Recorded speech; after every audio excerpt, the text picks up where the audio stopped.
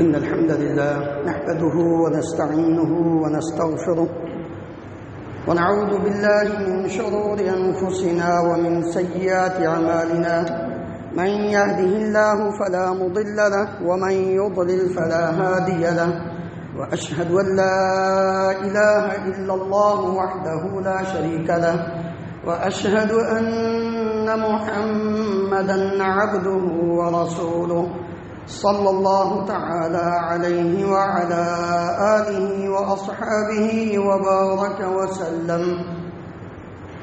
يا أيها الذين آمنوا اتقوا الله حق تقاته ولا تموتن إلا وأنتم مسلمون.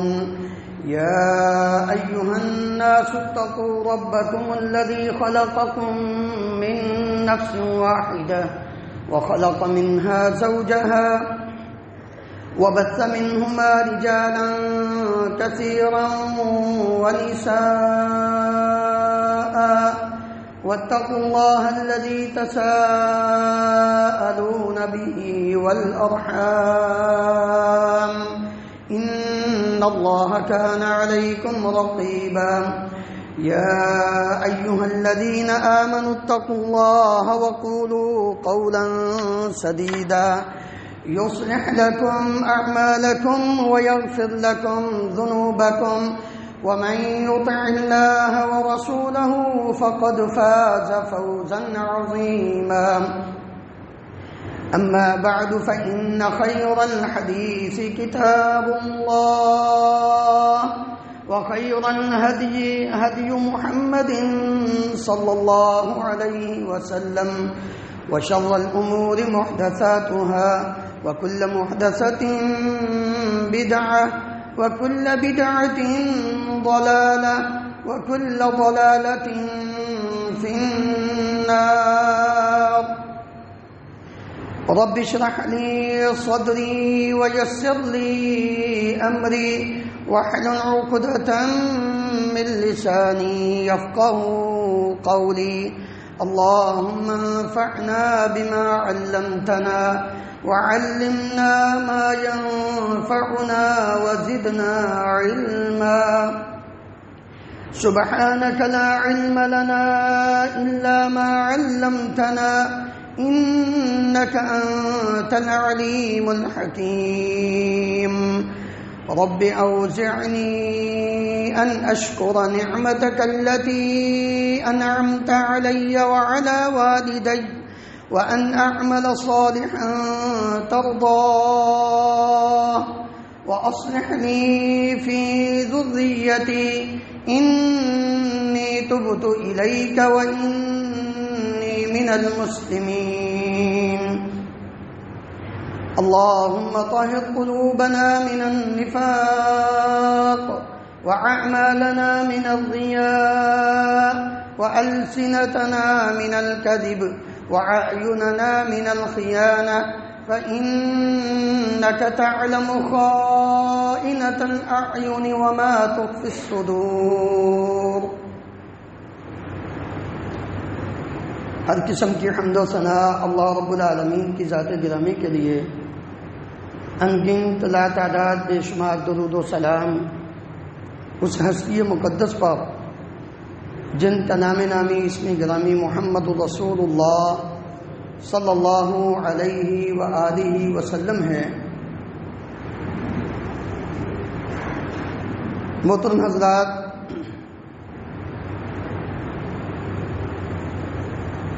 اللہ رب العالمین نے انسان کو بڑی عزت کے ساتھ، بڑے شرف کے ساتھ، بڑی ہی فضیلت کے ساتھ یہ اعزاز اور یہ انعام عطا فرمایا کہ مالک الملک نے جب حضرت انسان کی پیدائش اور اس کی ابتدا کی باری آتی ہے، تمام مخلوقات کو پیدا فرمانے کے بعد امام الانبیاء محمد رسول اللہ صلی اللہ علیہ وآلہ وسلم فرماتے ہیں کہ اللہ تعالیٰ نے پوری زمین سے مٹی کو لے کر انسان کو بنایا. آدم علیہ السلام کا جو ڈھانچہ بنایا اللہ تعالیٰ نے، آپ کا جو وجود اللہ تعالیٰ نے ترتیب دیا، الذی خلقک فسواک فعدلک فی ای صورت ما شاء رکبک. یہ جو انسان کا وجود ہے سر سے لے کر پاؤں تک، اس کا سر ہے، اس کی آنکھیں ہیں، اس کا ناک ہے، اس کے کان ہیں، اس کا منہ ہے، اس کے 2 بازو ہیں، اس کے ہاتھ ہیں، اس کی ٹانگیں ہیں. وجود کا ایک ایک حصہ اللہ تعالیٰ نے متوازن برابر پیدا فرمایا ہے، بنایا، اور اس کو سیدھا کھڑا کیا، جھکایا نہیں. کیوں؟ اس لیے کہ یہ سب سے افضل ہے، سب سے اشرف ہے، سب سے اعلیٰ ہے، سب سے اس کی عزت، سب سے اس کا اکرام بلند و بالا ہے.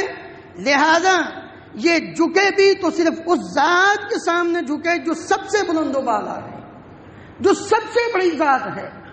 اس کو کسی کے سامنے جھکنے کی ضرورت نہیں. اسی لیے تمام جانور، تمام مخلوقات وہ جھک جاتی ہیں، جھک کر زندگی بسر کرتی ہیں. لیکن رب العالمین نے انسان کو 2 پاؤں پر کھڑا کر کے یہ بتلانا مقصود تھا کہ تیرا جھکنا صرف اور صرف میرے سامنے ہونا چاہیے. تیرے دل کے اندر یہ بات ہو کہ میں جھکوں تو صرف اس کے سامنے جھکوں، میں کسی انسان کے سامنے، کسی مخلوق کے سامنے نہ جھکوں.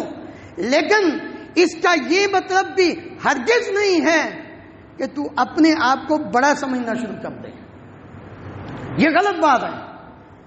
تو بڑا نہیں، تیری عزت، تیرا مقام وہ اپنی جگہ پر. والتین والزیتون وطور سینین وهذا البلد الامین لقد خلقنا الانسان فی احسن تقویم. تو خوبصورت ضرور ہے، تو اشرف المخلوقات ضرور ہے، لیکن تیرے اندر کبر نہیں آنا چاہیے، تیرے اندر تکبر نہیں آنا چاہیے. کیوں؟ اس لیے کہ کبر اور تکبر اللہ رب العالمین کی صفت ہے جو تیرے اندر نہیں ہونی چاہیے. واللہ الذی لا الہ الا هو الملک القدوس السلام المؤمن المہیمن العزیز الجبار المتکبر. متکبر صفت اللہ تعالیٰ کی ہے. وَلَهُ الْكِبْرِيَاءُ فِي السَّمَاوَاتِ وَالْأَرْضِ. بڑائی اللہ تعالیٰ کی ہے، کسی اور کی بڑائی نہیں ہے. متکبر ہونا یہ اللہ کی صفت ہے، کسی اور کی صفت نہیں. جس طرح اللہ تعالیٰ کی رحیم میں، سمیع میں، بصیر میں، کریم میں، علیم میں، حکیم، یہ ساری اللہ تعالیٰ کی صفات ہیں. جس طرح اس کی ذات کے ساتھ کوئی شریک نہیں، اس کی صفات کے ساتھ بھی کوئی شریک نہیں. جس طرح اس کی ذات بے مثل ہے، اس کی صفات بھی بے مثل ہیں. لیس کمثلہ شیء وہو السمیع البصیر. رب العالمین فرماتے ہیں کہ اس جیسی کسی کی ذات نہیں اور اس جیسی کسی کی صفات نہیں ہے. متکبر اللہ کی صفت ہے. انسان متکبر بنے. اللہ اکبر. ذرا غور فرمائیں. کبر، تکبر یہ دل کی بیماریوں میں ایک بیماری ہے، اور یہ اتنی کبھی اور بڑی بیماری ہے کہ انسان کو نہ دنیا میں عزت دیتا ہے نہ آخرت میں اس کی عزت ہوگی. اتنی بری بیماری. رسول اللہ صلی اللہ علیہ وآلہ وسلم نے فرمایا، اللہ تعالیٰ فرماتے ہیں الکبر ردائی والعظمت ازاری فمن نازعنی واحدا منہما قذفته فی النار. کبر، تکبر، بڑائی میری ردا ہے. ردا کہتے ہیں اوپر لینے والی چادر کو. والعظمت بڑائی، عظمت، شان. ازاری نیچے باندھنے والا کپڑا، یہ میری ازار ہے. فمن نازعنی واحدا منہما، جس انسان نے ان دونوں میں سے کسی ایک کو مجھ سے چھیننے کی کوشش کی اور خود اپنی زندگی کا اس کو حصہ بنانے کی کوشش کی، قذفتہ فی النار، میں اس کو جہنم کے اندر، آگ کے اندر پھینکوں گا۔ اور ایک روایت میں نبی کریم صلی اللہ علیہ وسلم نے فرمایا القیتہ فی جہنم، میں اس کو جہنم کے اندر ڈال دوں گا۔ میرے محترم بھائیو، ذرا غور فرمائیں کہ آج ہم اس بیماری میں کس کس انداز میں گرے ہوئے ہیں۔ اتنی بری بیماری کہ نبی صلی اللہ علیہ وسلم نہیں بلکہ اللہ رب العالمین فرماتے ہیں حدیث قدسی میں، یہ دونوں میری صفات ہیں، یہ میرا لباس ہیں، اگر تم نے ایسا کیا تو یاد رکھنا میں تمہیں زندگی میں کیا نہ دنیا میں کسی کام کا چھوڑوں گا، نہ میں تمہیں آخرت کے اندر کسی کام کا چھوڑوں گا، تمہیں جہنم کے اندر پھینک دوں گا۔ یہ کام کس کا ہے؟ اور یہ بیماری سب سے پہلے کس کے اندر آئی تھی؟ ہم کس کے بندے ہیں؟ اللہ کے۔ ہمیں کس نے پیدا کیا؟ اللہ نے۔ تو ہمیں پھر اللہ کے بندے بننا چاہیے نا۔ اللہ کے بندے کون ہیں؟ قرآن پڑھا کریں۔ آپ کو یاد ہوگا ایک مرتبہ پہلے بھی آپ کی خدمت میں چند گزارشات پیش کی تھی، اس میں بھی اگر کسی کے پاس وہ ریکارڈنگ موجود ہو سن سکتا ہے، میں نے یہی بات کہی تھی، قرآن پڑھا کریں، قرآن مجید کے ساتھ اپنا تعلق مضبوط کریں۔ بلکہ میں ہر خطبہ جمعہ میں، ہر درس میں اپنے بھائیوں کو، دوستوں کو، بزرگوں کو یہی دعوت دیتا ہوں، آ جاؤ اگر اپنی زندگی کو چار چاند لگانے ہیں تو قرآن مجید کا مطالعہ شروع کر دیں۔ اللہ اکبر۔ اللہ تعالیٰ کے بندے، اگر ہم اللہ کے بندے ہیں نا تو پھر اللہ کے بندوں کی عادت اور ان کی صفت سن لیں۔ وَعِبَادُ الرَّحْمَنِ الَّذِينَ يَمْشُونَ عَلَى الْأَرْضِ هَوْنًا، رحمان کے بندے وہ کون ہیں؟ جو زمین پر چلتے ہیں تو زمین کو بھی پتہ نہیں چلتا، ہَوْنًا، بڑی نرمی کے ساتھ چلتے ہیں۔ ہون کہا ہے، ہون نہیں کہا۔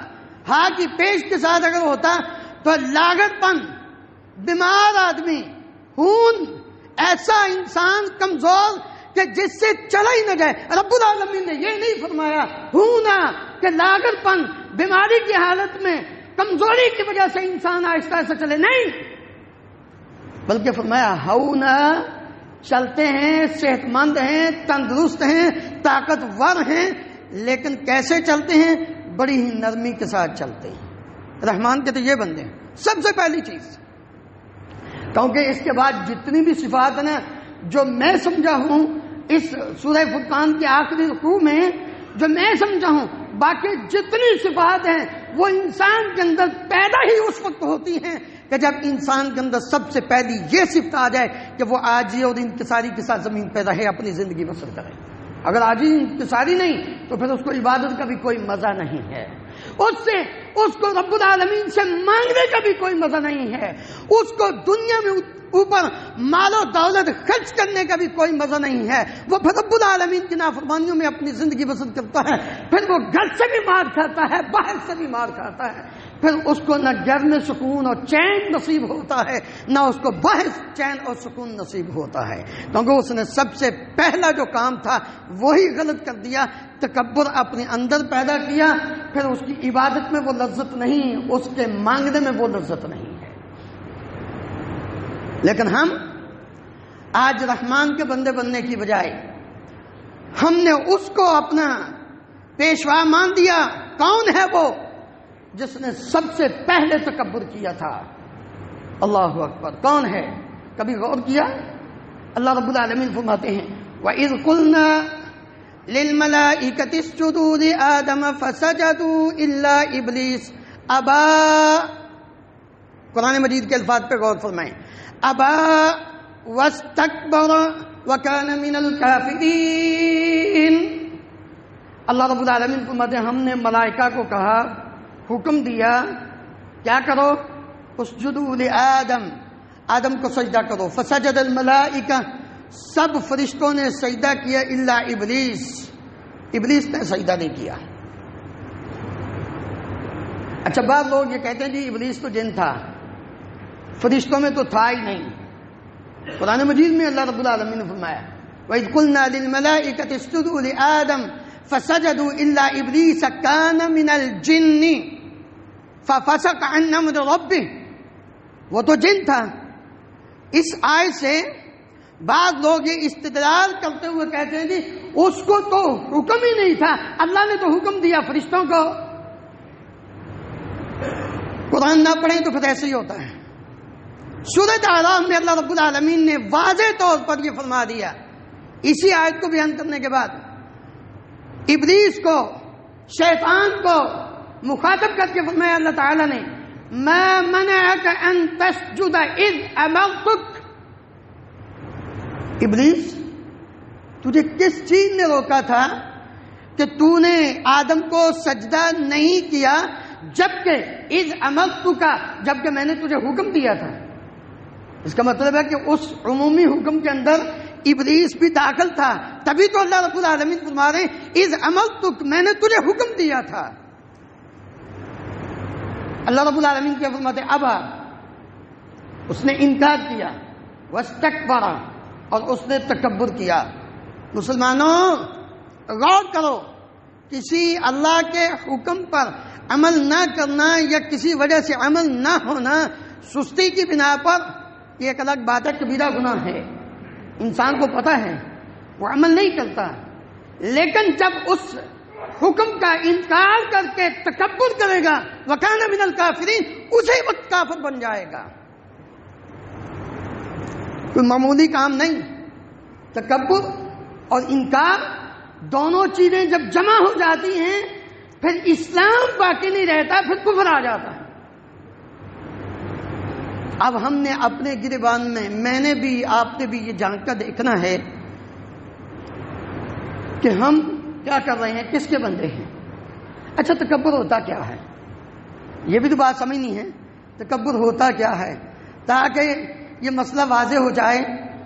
ایک دن نبی کریم صلی اللہ علیہ وآلہ وسلم نے فرمایا لا يدخل الجنہ من كان في قلبه مثقال ذرة من کبر، وہ بندہ جنت میں داخل نہیں ہوگا جس کے دل کے اندر ذرہ برابر بھی تکبر ہوا۔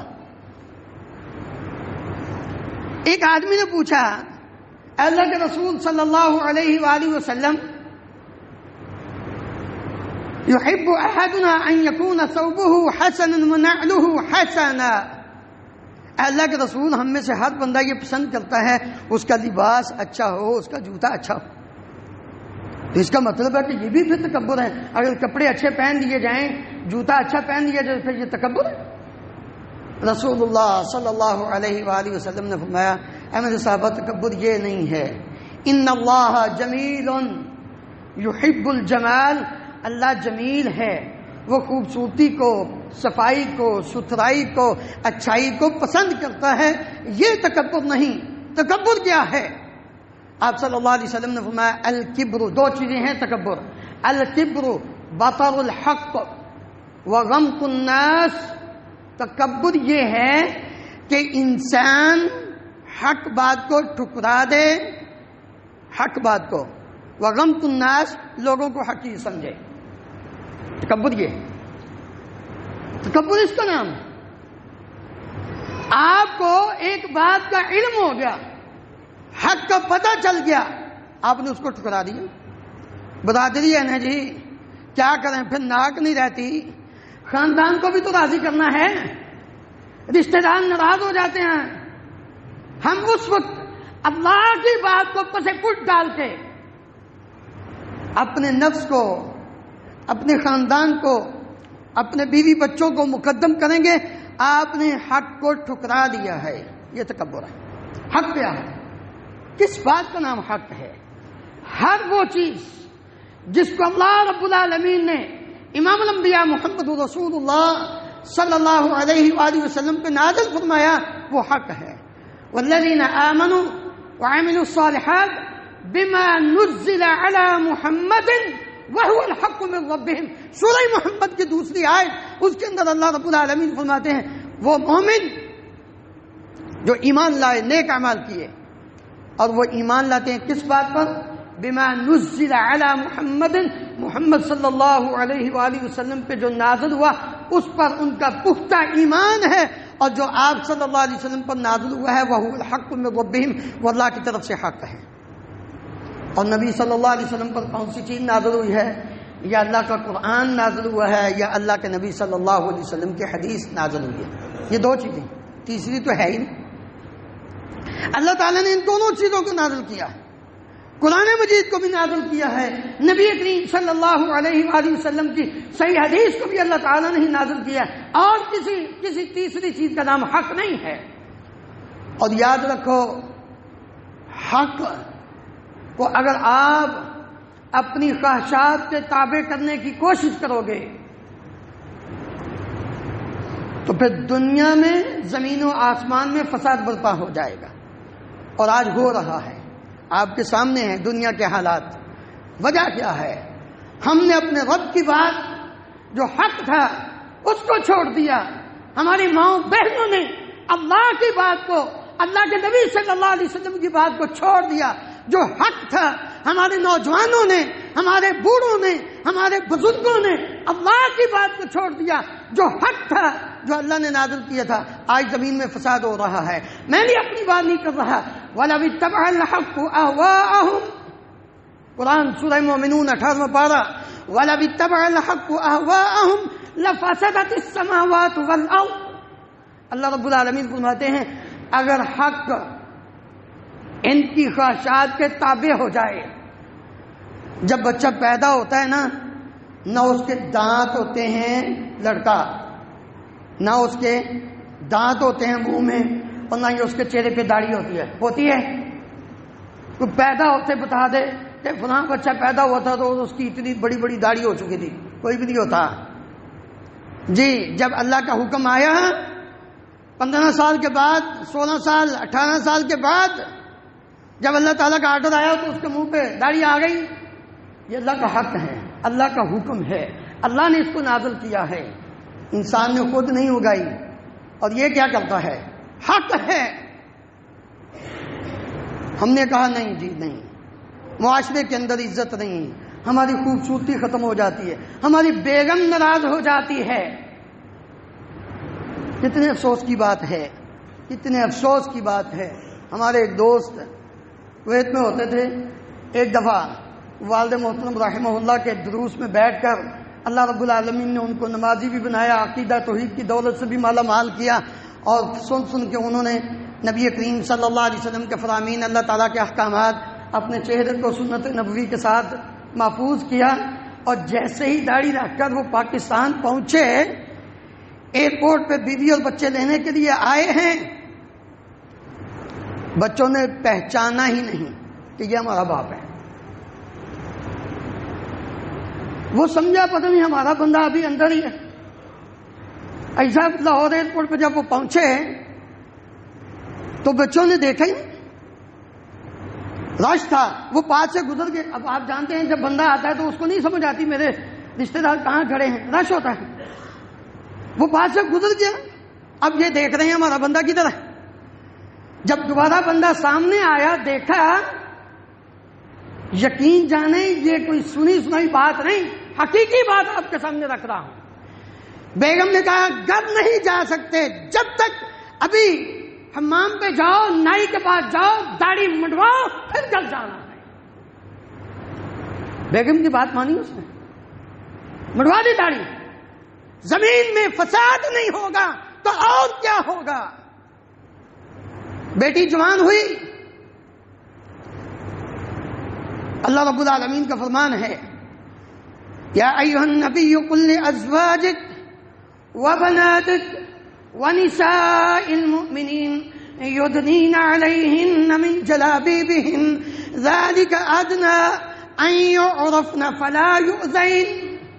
اللہ رب العالمین کا فرمان ہے اے پیارے پیغمبر علیہ السلام، اپنی بیویوں کو، اپنی بیٹیوں کو اور تمام امت مسلمہ کی عورتوں کو، مومنوں کی عورتوں کو یہ حکم دے دو کہ جب بھی ان کو گھر سے باہر نکلنا ہے اپنے چہرے پہ کپڑا لٹکا کے نکلنا ہے، ڈھانپ کر نکلنا ہے، پردہ کر کے نکلنا ہے۔ آج ہم کیا کہتے ہیں؟ حق میں بات یہ سمجھا رہا ہوں آپ کو کہ اللہ رب العالمین نے جس چیز کو نازل کیا وہ حق ہے، اور جب ہم حق کو نہیں مانیں گے، اپنی خواہش کے تابع کریں گے، تو اس وقت کیا ہوگا؟ زمین و آسمان میں فساد برپا ہوگا، بیٹیوں کی عزت تار ہوگی، خاندان کی عزت برباد ہوگی، زمین میں فساد ہوگا۔ کیوں؟ ہم نے اللہ کا جو نازل کردہ حق تھا اس کو ہم نے ترک کر دیا، چھوڑ دیا، انکار کر دیا۔ الکبر بطر الحق، حق کو نہ ماننا یہی تو تکبر ہے۔ اور جب تکبر رائی کے دانے کے برابر انسان کے دل میں آ جائے، نبی کریم صلی اللہ علیہ وسلم فرماتے ہیں وہ جنت میں داخل نہیں ہوگا۔ غور فرمائیں،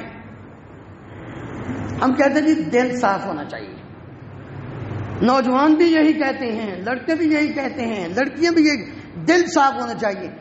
امہات المومنین سے بڑھ کر ہمارا دل صاف ہو سکتے ہیں، صحابہ سے بڑھ کر ہمارے دل صاف ہو سکتے ہیں؟ یار کبھی غور نہیں کیا ہم بڑے آرام سے اپنی زبان سے یہ کلمہ تو بول دیتے۔ وہ نفوس قدسیہ، وہ پاک باز جماعت جن کے دلوں کو رب العالمین نے ٹٹولا ہے اور اتنے پاک اور صاف، ان الذین یغضون اصواتهم عند رسول اللہ اولئک الذین امتحن اللہ قلوبهم للتقوی، یہ اتنے دل صاف تھے، رب العالمین نے فرمایا لہم مغفرۃ واجر عظیم، میں نے تمہاری زندگی کے سارے گناہ معاف فرما کے جنت کا سرٹیفکیٹ عطا کر دیا ہے۔ ہم کہتے ہیں جی دل صاف ہونے چاہیے، اس میں مرد بھی آ گئے، عورتیں بھی آ گئیں، کتنے دل صاف تھے صحابہ کے، امہات المؤمنین کے، لیکن رب العالمین کا آرڈر کیا ہے؟ وَإِذَا سَأَلْتُمُوهُنَّ مَتَاعًا فَاسْأَلُوهُنَّ مِنْ وَرَاءِ حِجَابٍ۔ اے صحابہ، تم جنتی ضرور ہو، لیکن امہات المؤمنین سے جب بھی کوئی مسئلہ پوچھنا ہے تو پردے کے پیچھے پوچھنا ہے، بالمشافہ نہیں پوچھنا۔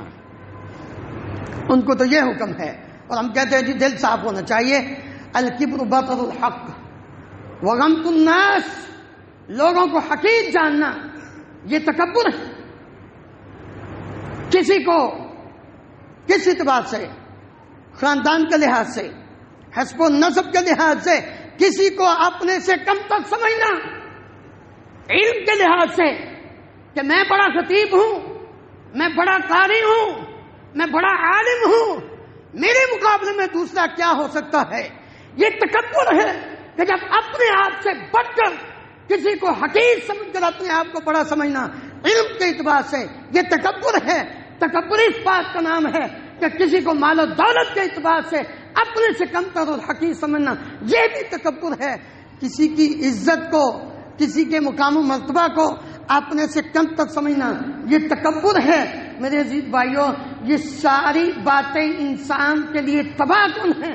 کسی کو حقیر جاننا، یاد رکھو دنیا میں شیطان نے تکبر کیا، نبی کریم صلی اللہ علیہ وسلم کی امت سے پہلی امتوں نے تکبر کیا، نوح علیہ السلام کی امت نے تکبر کیا، قوم عاد نے تکبر کیا۔ فَأَمَّا عَادٌ فَاسْتَكْبَرُوا فِي الْأَرْضِ بِغَيْرِ الْحَقِّ وَقَالُوا مَنْ أَشَدُّ مِنَّا قُوَّةً، طاقت، پاور، قوت کے اعتبار سے ان کا ہم سے بڑا کون طاقتور ہو سکتا ہے؟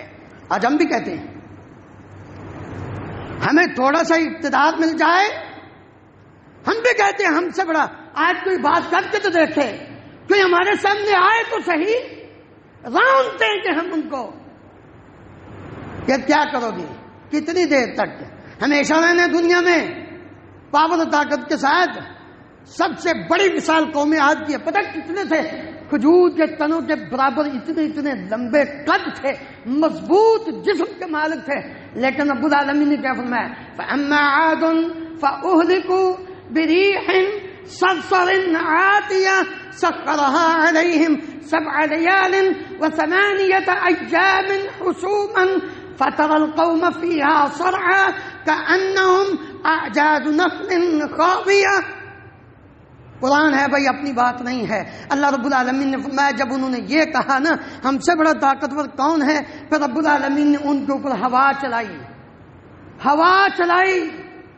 اور اتنی تیز ہوا اللہ اکبر، 7 راتیں اور 8 دن ان پر جب ہوا چلی نا تو اللہ تعالیٰ فرماتے ہیں اس ہوا نے ان کو زمین کے اوپر ایسے پٹک پٹک کر مارا جیسے وہ کھجور کے تنے ہوں جو جڑ سے اکھڑ کر زمین پر پڑے ہوں۔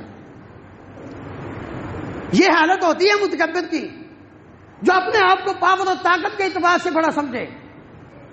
اچھا، قوم ثمود نے کہا یہ عادی جو تھی نا، قوم عاد، ہود علیہ السلام کی جو قوم ہے، یہ تو بیوقوف تھے، جو جھونپڑیوں میں رہتے تھے، انہوں نے کو اپنے مضبوط گھر ہی نہیں بنائے۔ انہوں نے یہ کہا، یہ قوم ثمود نے صالح علیہ السلام کی قوم نے کیا کیا؟ وَكَانُوا يَنْحِتُونَ مِنَ الْجِبَالِ بُيُوتًا، انہوں نے پتھروں کے اندر اپنے مضبوط گھر بنانے شروع کر دیا۔ کہنے لگے اب ہم آ کے دیکھتے تو صحیح، بیوقوف یہ بھول ہی گئے، یہ تکبر کرنے والے بھول گئے۔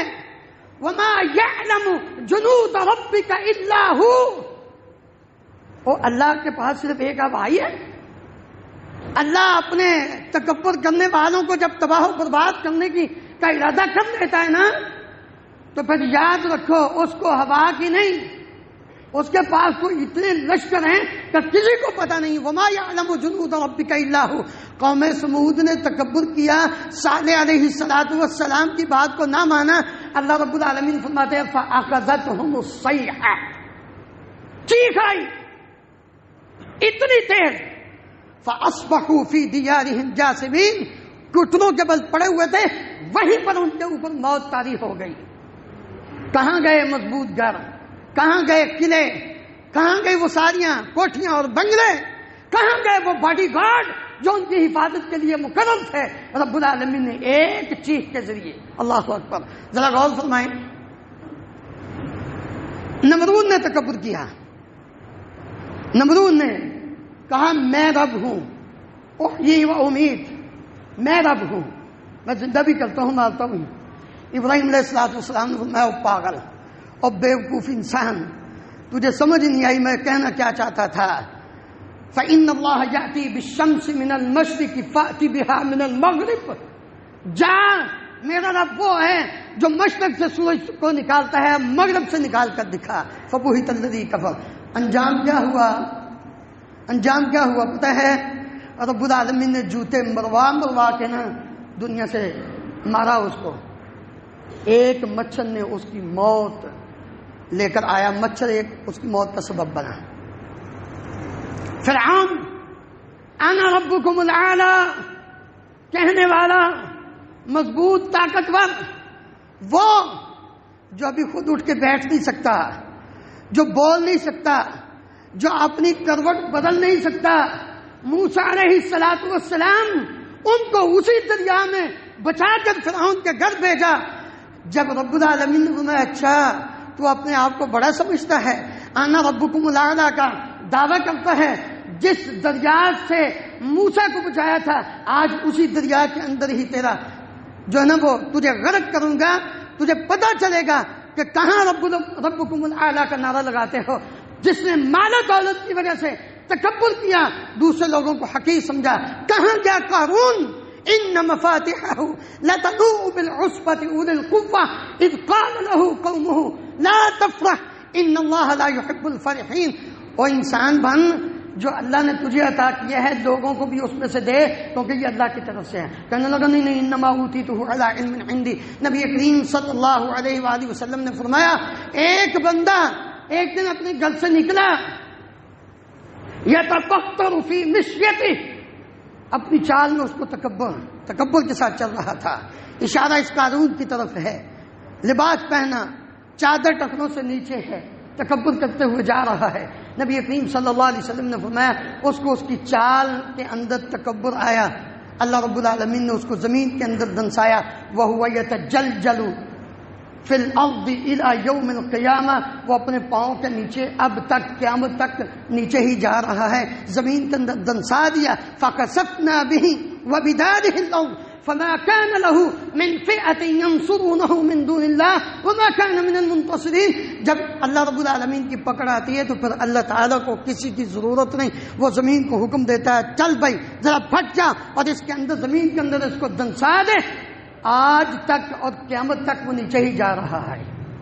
اس لیے میرے عزیز بھائیوں، ہمیں اپنی اصلاح کرنی ہے، اپنے اندر عاجزی اور انکساری پیدا کرنی ہے، کیونکہ جب انسان تکبر کرتا ہے تو پھر نبی کریم صلی اللہ علیہ وآلہ وسلم کا فرمان ہے کہ اللہ رب العالمین اس کو نہ دنیا میں عزت عطا کرتے ہیں نہ آخرت میں عزت عطا کرتے ہیں۔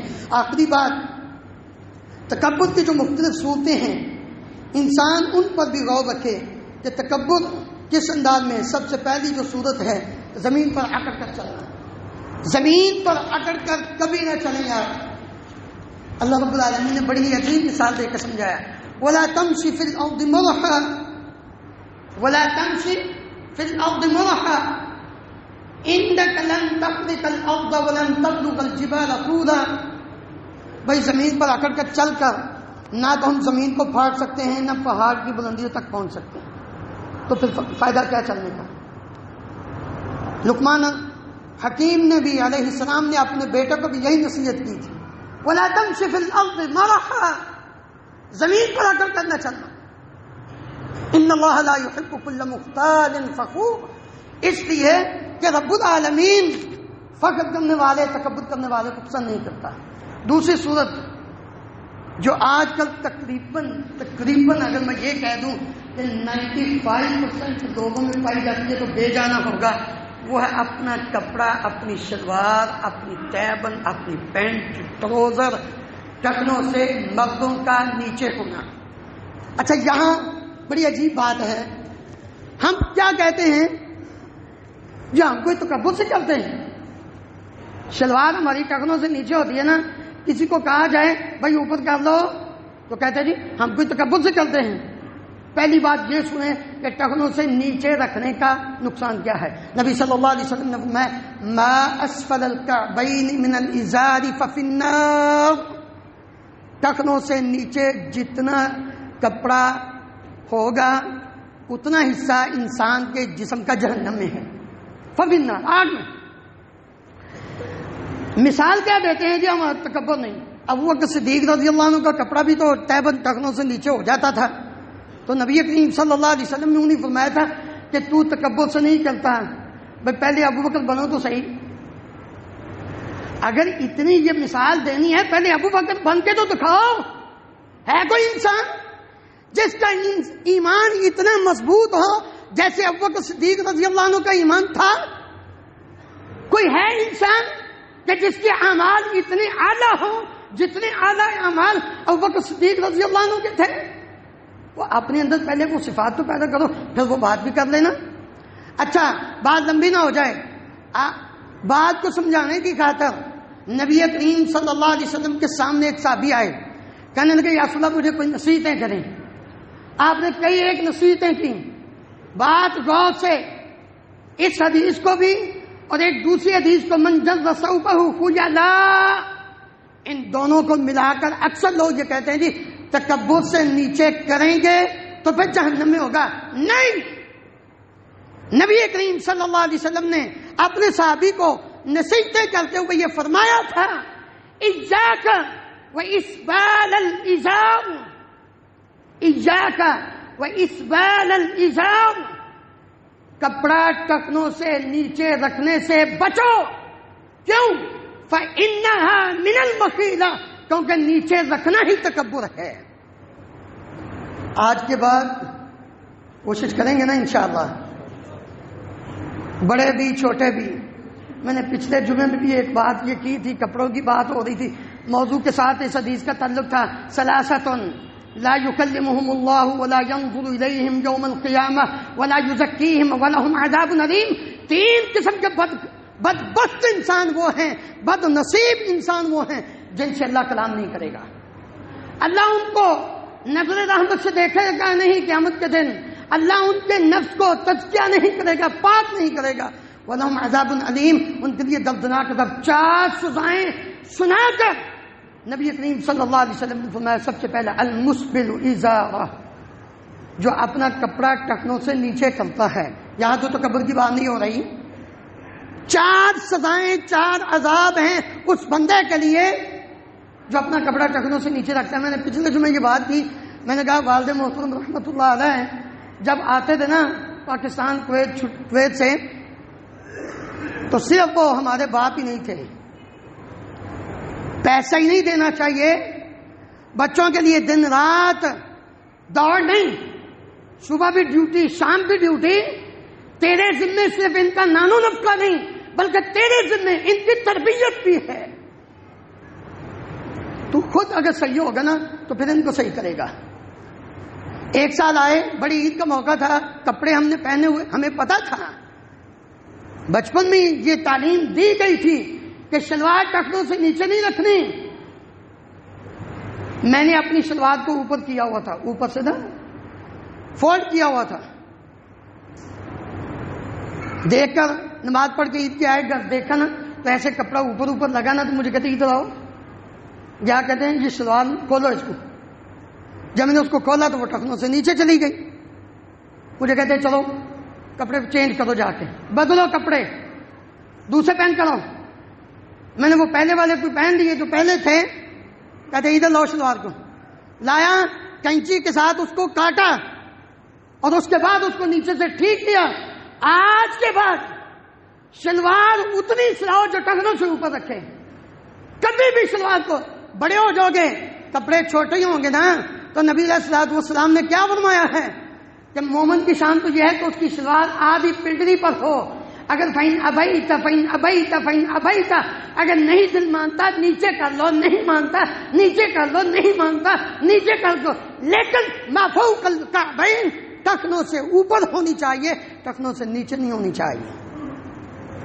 اس لیے زمین پر اکڑ کر نہ چلیں اور اپنے کپڑوں کو ٹخنوں سے نیچے نہ رکھیں، نیچے رکھنا ہی تکبر ہے۔ اللہ رب العالمین ہم سب کو تکبر جیسی بری بیماری سے بچنے کی توفیق عطا فرمائے۔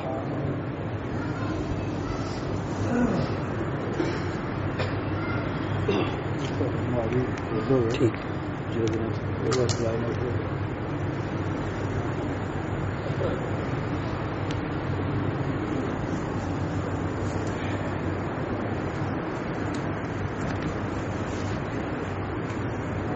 إن الحمد لله نحمده ونستعينه ونستغفره ونعوذ بالله من شرور أنفسنا ومن سيئات أعمالنا من يهده الله فلا مضل له ومن يضلل فلا هادي له وأشهد أن لا إله إلا الله وحده لا شريك له وأشهد أن محمدا عبده ورسوله صلى الله تعالى عليه وعلى آله وأصحابه وبارك وسلم۔ محترم حضرات، تکبر کی دو صورتیں آپ کے سامنے پیش کی تھی۔ تکبر کی ایک صورت خود پسندی میں مبتلا ہونا، اپنے آپ کو بڑا سمجھنا کسی بھی اعتبار سے، خود پسندی، اپنے آپ کو اچھا سمجھنا، یہ بھی تکبر ہے، اس لیے اس سے بھی انسان کو بچنا ہے۔ اور ایک بیماری آج کل اسکولوں میں بہت زیادہ پائی جاتی ہے، جو ٹیچر حضرات ہیں نا وہ غور سے سنیں، سب سے بڑے استاد، سب سے اعلیٰ معلم اور سب سے اچھے پروفیسر امام الانبیاء محمد رسول اللہ صلی اللہ علیہ وآلہ وسلم۔ انس بن مالک رضی اللہ عنہ بیان کرتے ہیں، لم یکن شخص احب الیہم من رسول اللہ صلی اللہ علیہ وسلم، نبی کریم صلی اللہ علیہ وسلم سے بڑھ کر صحابہ کو کوئی بھی محبوب نہیں تھا، کوئی بھی محبوب نہیں تھا کہ جس سے پیار ہو، لیکن وکانوا اذا رأوہ لم یقوموا، صحابہ جب نبی کریم صلی اللہ علیہ وسلم کو دیکھتے تو صحابہ کبھی بھی کھڑے نہیں ہوتے تھے، صحابہ کرام کبھی بھی کھڑے نہیں ہوتے تھے، لما یعلموا من کراہیتہ لذلک، کیونکہ وہ سمجھتے تھے کہ یہ اچھا کام نہیں ہے۔ جو استاد، جو باس، جو آفیسر اپنی کرسی پر بیٹھا ہو اور یا وہ باہر سے آئے اور اس کے ماتحت لوگ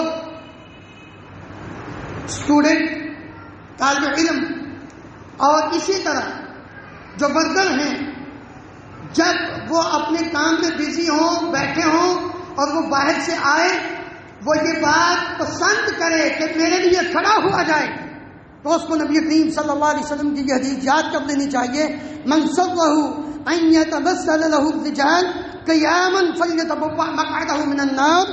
نبی کریم صلی اللہ علیہ وسلم نے فرمایا، جامع ترمذی کی روایت ہے کہ جو انسان یہ پسند کرے کہ جب وہ آئے تو لوگ اس کے اکرام میں، اس کے احترام میں، اس کی عزت کے لیے کھڑے ہو جائیں، وہ اپنا ٹھکانہ جہنم میں بنا لے۔